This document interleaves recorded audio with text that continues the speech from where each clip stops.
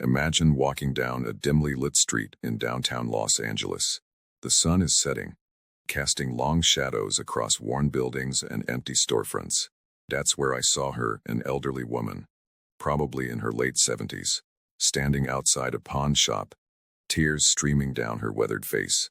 Her hands were trembling as she held her wedding ring, the golden band catching the last rays of sunlight. 53 years of memories, love, and commitment, reduced to a desperate attempt to buy groceries for the week. I couldn't believe what I was seeing. Here we are, in one of the wealthiest countries in the world, and our elderly are selling their most precious possessions just to survive. It's completely insane. You know what really got to me? When I asked her about the ring, she told me it was the last piece she had of her late husband, Robert. They met in 1969, got married 6 months later. He worked as a factory worker for 45 years, saved everything they could. But medical bills, inflation, and a broken system ate away at their savings until there was nothing left. Let me tell you about Margaret. That's her name. She wasn't always the fragile figure I saw that evening. In her youth, she was a nurse at Cedars-Sinai, spending 30 years caring for others, bringing new life into the world in the maternity ward. The irony wasn't lost on me. Someone who dedicated her life to helping others now stood alone, unable to help herself. As we talked on that street corner, her story unfolded like a tapestry of American life. She showed me a worn photograph from her wallet, her and Robert on their wedding day. He was in his dress uniform, having just returned from Vietnam. She told me how they built their life from scratch, working double shifts, saving every penny. They had dreams, you know? A small house with a garden, maybe a couple of kids, the kind of life our parents told us was possible if you just worked hard enough. And they did work hard. Robert never missed a day at the factory, even when his back was giving out. Margaret juggled her nursing shifts with raising their 2 children, Emily and James. They put both kids through college, celebrated their weddings, welcomed grandchildren. They were living the American dream, until they weren't. It started with Robert's cancer diagnosis in 2019. Stage 4 lung cancer, probably from all those years working with industrial chemicals. The insurance covered some of it, but you know how it goes. There's always something they won't pay for. Experimental treatments, specialized medications, the kind of stuff that might have given him more time. They burned through their savings in months. The pandemic hit right after Robert passed, like a cruel cosmic joke. Margaret described those early days of isolation, when the world shut down and her grief became even more unbearable. She couldn't even have a proper funeral for Robert, just a small graveside service with 5 people standing 6 feet apart. Her children couldn't fly in due to travel restrictions. She watched through a laptop screen as her grandchildren tried to process why they couldn't hug grandma, why they couldn't say goodbye to grandpa properly. Then the economic fallout began. Margaret's pension, which had seemed adequate in better times, wasn't enough to cover the skyrocketing costs of everything. Basic groceries that used to cost $100 now ran close to $200. Her utility bills doubled. The medication she needed, well, that's a whole other story of pharmaceutical companies putting profits over people. She showed me her monthly budget, meticulously written in a small notebook with trembling handwriting. Every penny accounted for, every small luxury crossed out, every desperate attempt to make the numbers work somehow. The small house they'd paid off over 30 years suddenly had property taxes she couldn't afford. Her Social Security checks barely covered utilities and basic necessities. She started selling things. First the car, then Robert's tools, their furniture. The ring was the last thing she had left. You want to know what really tears me apart? While I was talking to Margaret, I saw at least 15 people walk by. Some glanced over.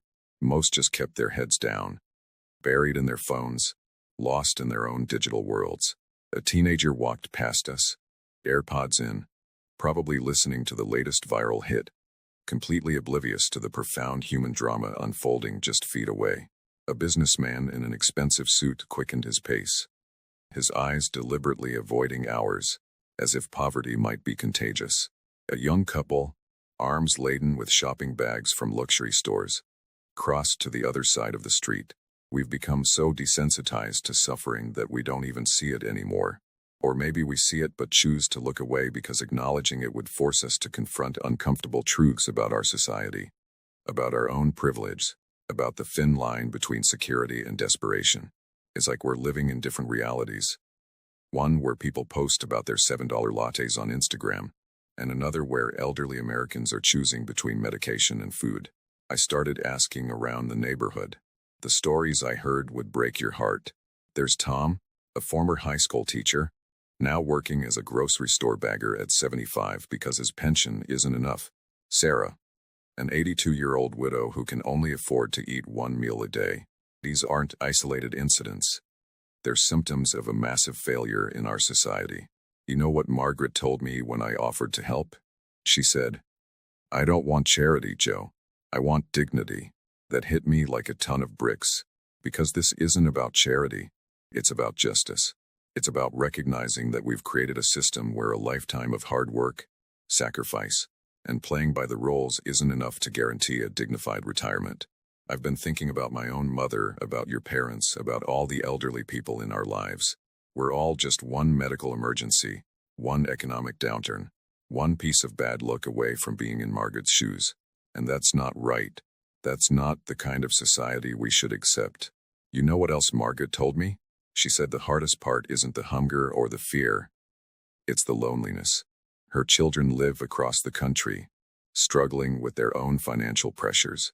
They call when they can, but they're caught in the same rat race that's crushing so many American families.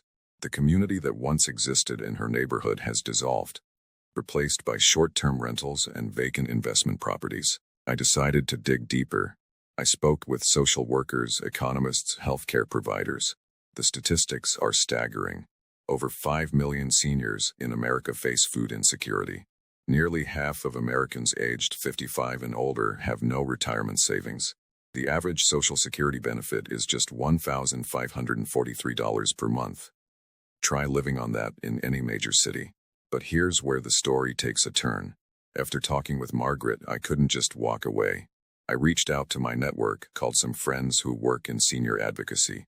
We got her connected with resources she didn't even know existed: food assistance programs, utility bill help, legal aid to fight the predatory loans she'd taken out to cover Robert's medical bills. It wasn't easy, though. The system seems designed to be as confusing and bureaucratic as possible. We spent hours navigating websites that looked like they hadn't been updated since 1995, waiting on hold with government agencies, filling out form after form after form. I sat with Margaret one afternoon as she tried to apply for additional benefits.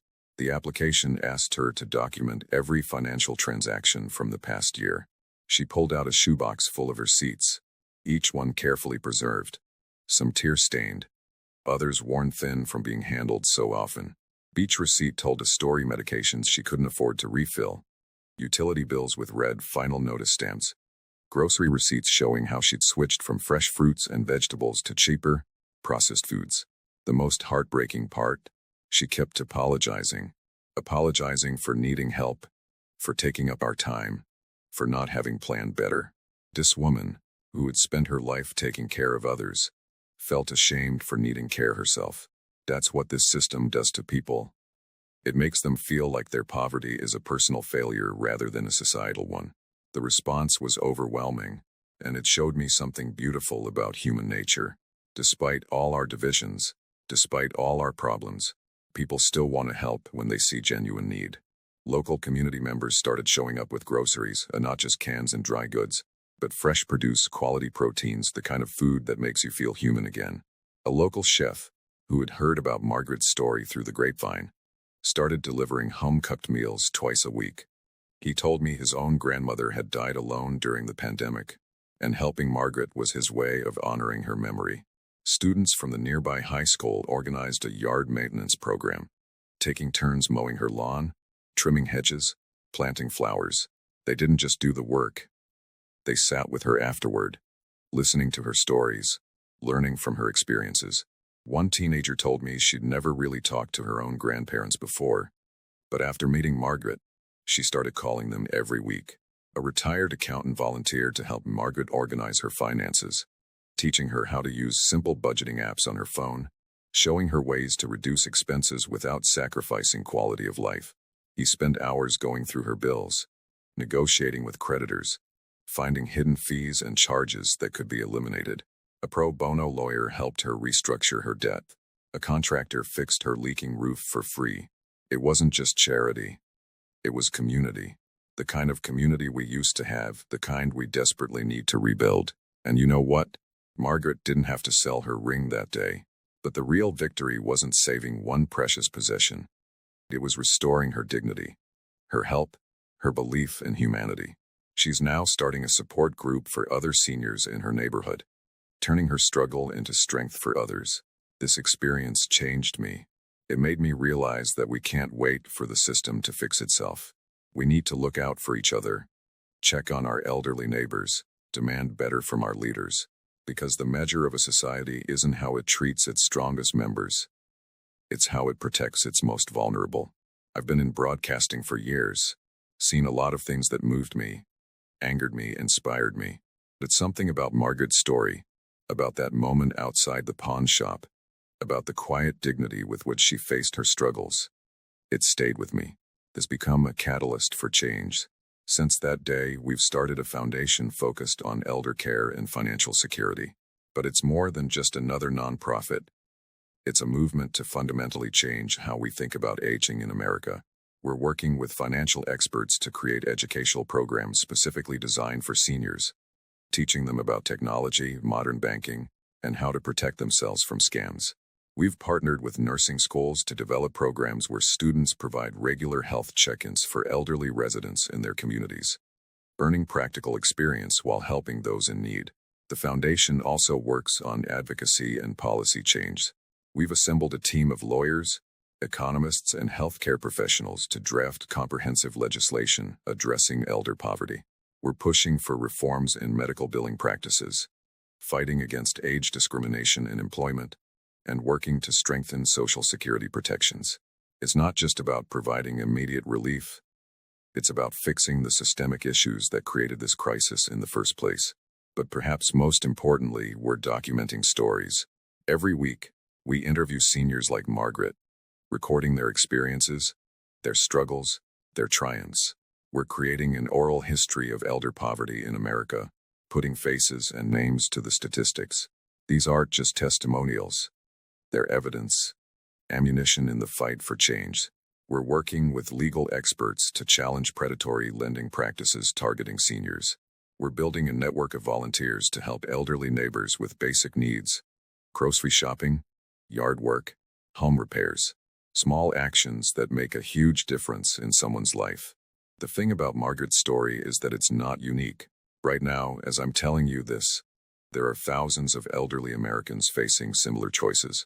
They're sitting at kitchen tables, looking at bills they can't pay, holding memories they might have to sell, wondering how they'll make it through another month. But here's what gives me hope. Every time we share this story, more people step up to help. We've received hundreds of messages from viewers offering support, sharing their own stories, asking how they can make a difference in their communities. It's like Margaret's courage and sharing her story has created a ripple effect of compassion and action. I want you to think about something. Think about the elderly people in your life, your parents, grandparents, neighbors. Think about the wisdom they carry, the lives they've lived, the contributions they've made to our society. Now think about them having to sell their memories just to survive. That's not just a personal tragedy. It's a national shame. We're better than this. We have to be better than this. Because one day, if we're lucky, we'll all be old. And the society we build today is the one we'll grow old in. So let's make it one where dignity isn't a luxury, where memories don't have to be sold for survival, where community isn't just a word but a living, breathing reality. Margaret's wedding ring wasn't just a piece of jewelry. It was a symbol of love, commitment, and a life well lived. The fact that she almost had to sell it tells us everything we need to know about what's broken in our society. But the way people came together to help her tells us everything we need to know about how we can fix it. This isn't the end of the story. It's just the beginning. Because every time someone hears about Margaret, every time they look at their own elderly relatives with new eyes, every time they reach out to help a senior in their community, they become part of something bigger.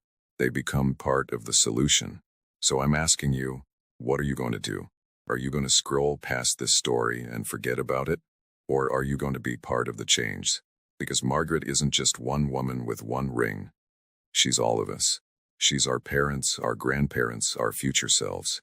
And how we respond to her story says everything about who we are as a society.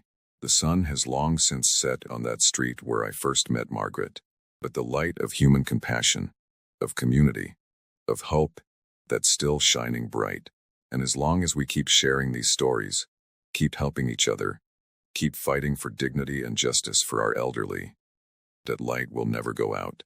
Remember Margaret's words, I don't want charity, I want dignity. Let's build a world where no one has to choose between the two. Because in the end, we're all in this together. And together, we can make sure no one has to sell their memories just to survive. This is Joe Rogan, and this story isn't over. It's just beginning. What role will you play in writing the next chapter?